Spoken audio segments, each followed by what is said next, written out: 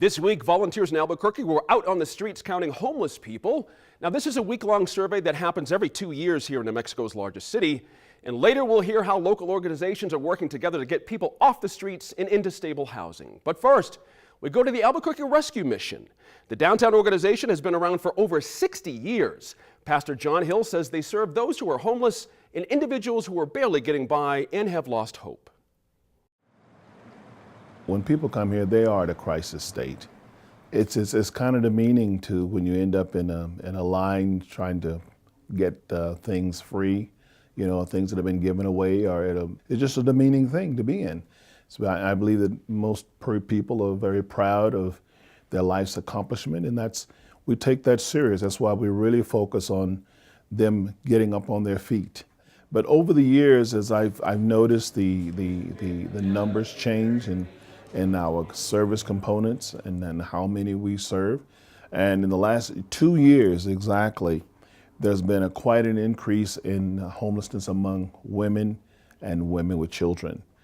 And in light of that, we have just chosen to expand upon that section of our population and increase women. So we're intending to increase our women to 60 women, and then another 10 families with women and women with children.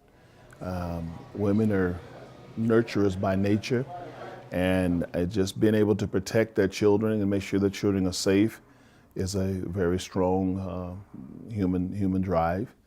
I know that the women that are single, when they come to me, they talk about the fears and the challenges that they have and trying to be safe over the night, preventing being raped numerous times and just abused in ways. So there are challenges that the women have, but I think basically the challenge with the women and the children is providing safety and feeling secure with their children.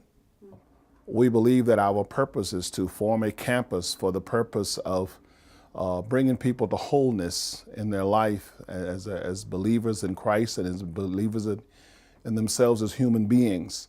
The outline that you're looking at covers the property on coal and second and third in iron, and it represents the possibilities of a future that will encompass at some point over 200 people is our overall objective.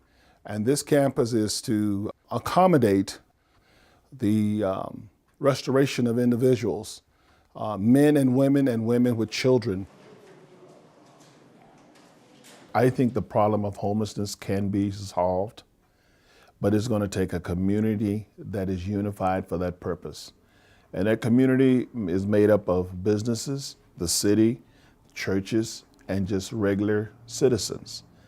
If we all really understood that this is an issue that all of us are part of, because the reality is it can be any one of us. I used to think that we were living from paycheck to paycheck, but the idea of the reality of drugs and alcohol and domestic violence, it could propel any of us at any moment into this world we call homelessness. So I think that if we had a place, and I'm actually still in awe of the fact that the city, metropolitan area this size, do not have a year-round shelter. And it's been in my heart for the last 9 years that at some point, somewhere, we as a community of whole should be able to come together and have something where we can look after our homeless population. I can't even tell you the numerous times that people have come through and I've walked through with them and they will see the situation.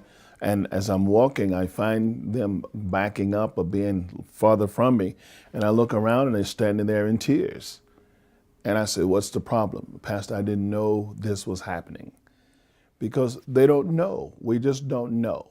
You know that in the interest of branding and people not knowing, the other day we were at the restaurant and we were thinking about how to rebrand ourselves as a rescue mission, because we've been getting calls about people don't it's over 60 years of existence here and they still don't understand who the Albuquerque Rescue Mission is.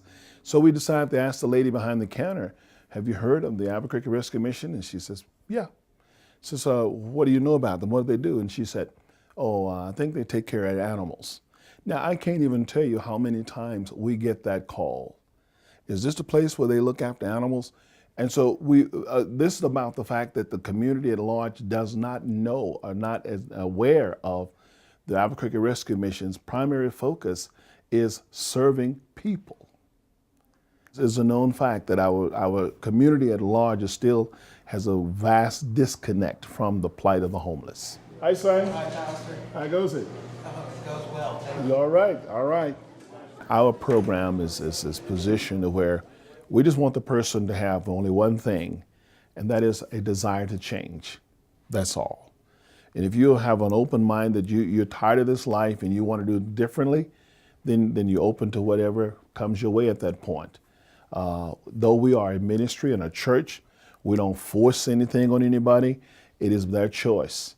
We just ask them to be open-minded. Even the reality is we know they can't change without Christ anyway. So, but we don't force that on them.